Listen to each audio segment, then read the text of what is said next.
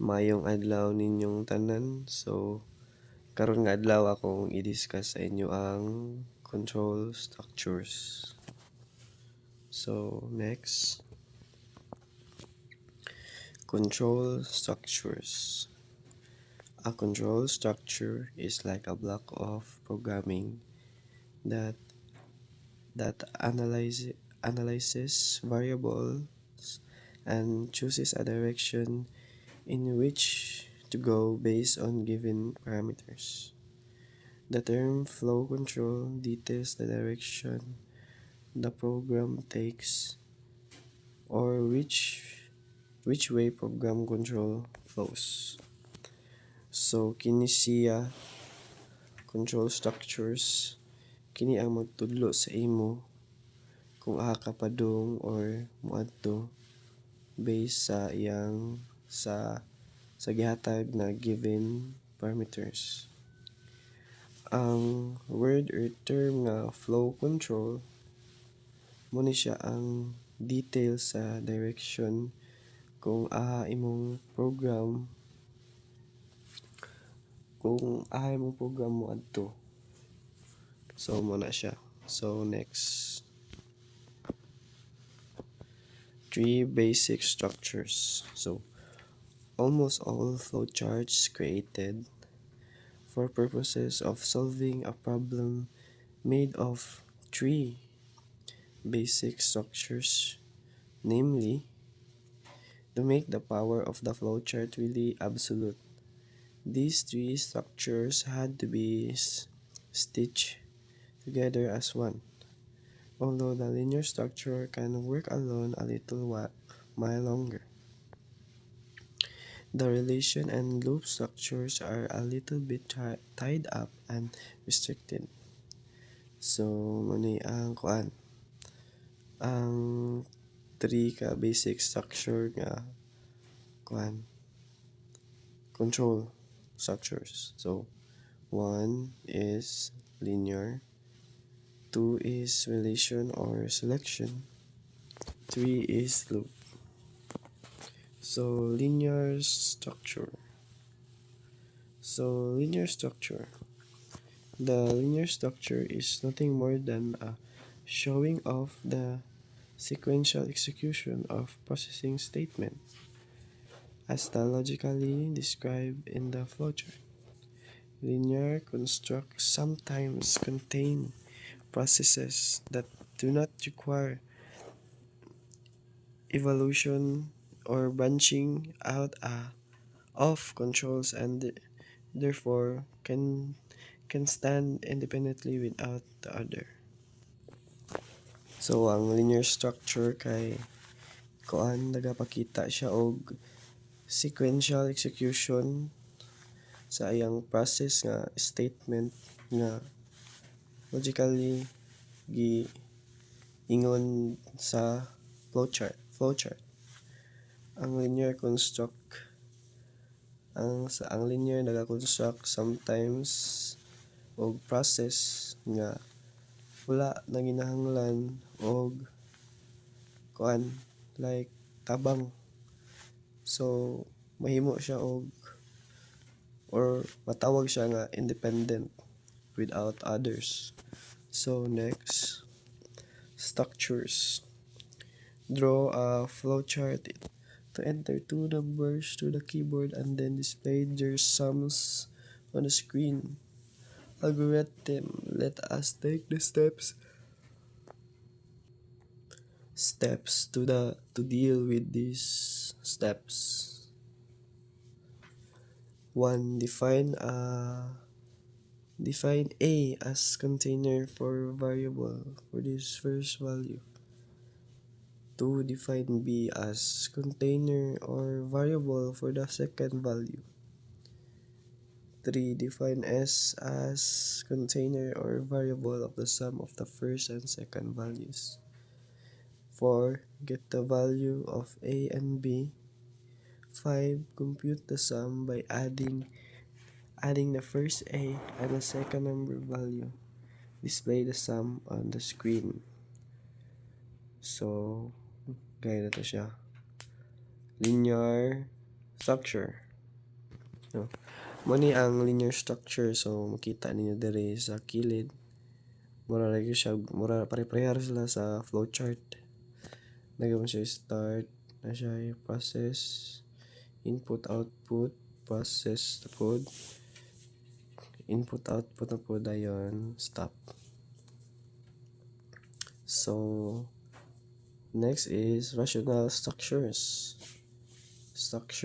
The diamond symbol is in flowcharting is used to indicate a conditional path. A question which is in the form of logical comparison is placed inside the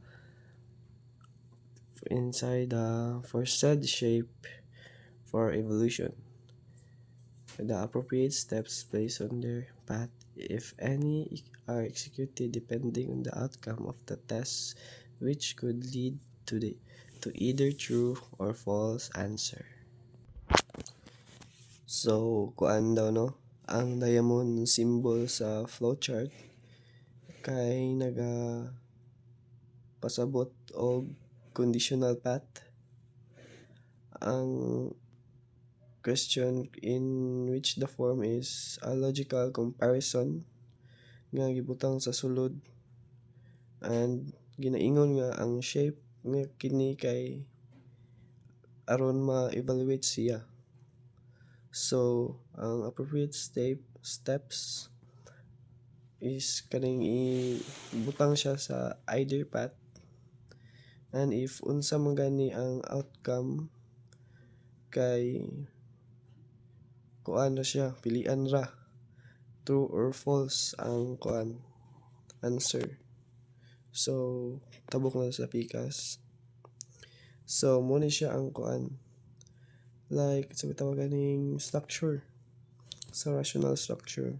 So makita niyo na ay decision unya na ay quandary process, no. So nakita ninyo no, pilian na unsay mugawas, magkita raw na sa tunga. So naay duha ka kuan, yes or no. So mutabok na ko sa pikas. So yun na ta. Next, di na ta sa loop structure. Loop structure. Most program would keep on doing series of instructions over and over until a certain condition occur. This action of performing a repetitive task is known as a loop of Lewis structures. Most have control, and that is to terminate at certain point when a certain condition is met.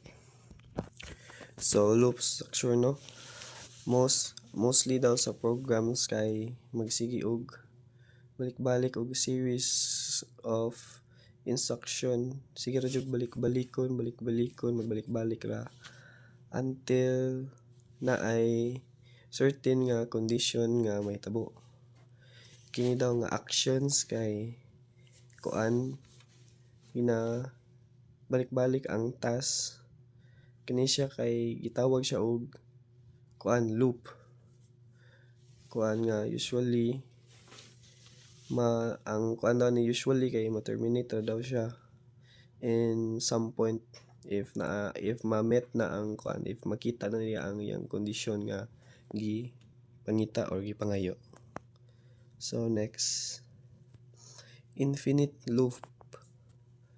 So then nata infinite loop. Again, there is infinite loop where the execution of steps is repeatedly done without let up and without definite ending point. To illustrate this kind of endless procedural run, let us reconsider our previous flowcharts example and tag it as figure 3 to 8, which shows how an infinite loop exists in a flowchart. So naa jud daw infinite loop nga kuan sa tawag ganing execution of steps repeatedly done. So magsige ra balik-balik jud ang step, like endless siya nga loop to the point nga wa jud siya ending.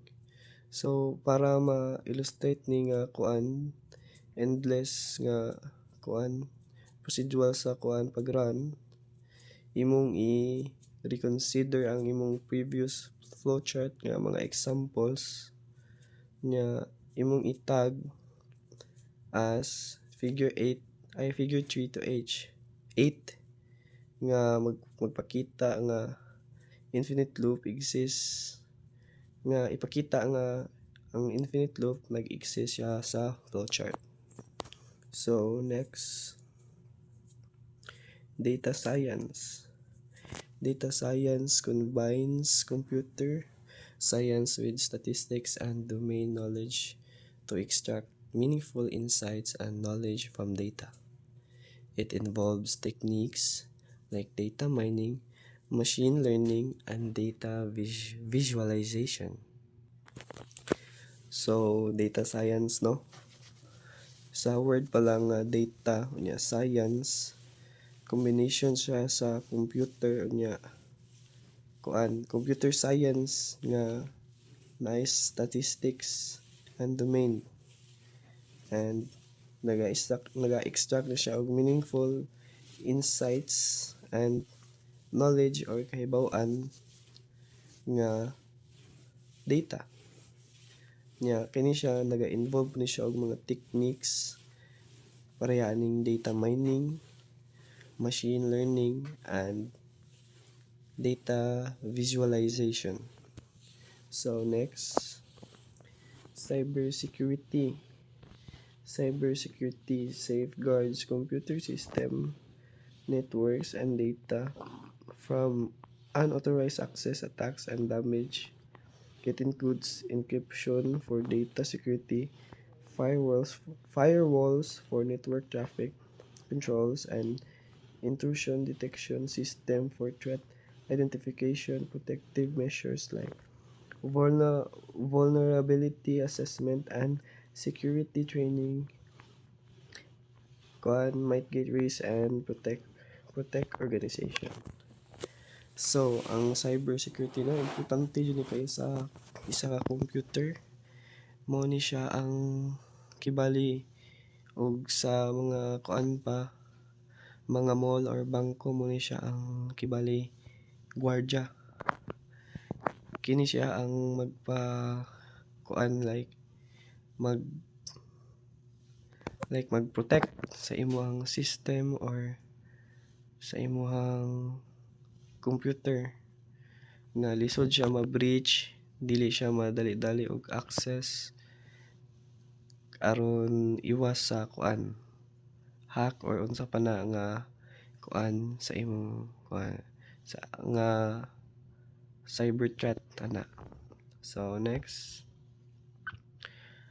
artificial intelligence. So artificial intelligence, also known as AI, enables machine to perform tasks requiring human-like intelligence such as learning from data, problem solving, and understanding natural language. AI technology includes machine learning algorithms, neural networks, and expert systems. Applications span industries like healthcare, finance, transportation, and entertainment, revolutionizing how tasks are automated and decisions are made. So, artificial intelligence, no? Or AI nga ginagamit yun sa mga tao karon, samot na sa mga estudyante. Kini siya nga kuan kay bright kayo, makasabot jud masig kung sa panay mong ipangutanan dira, matubag jud na niya.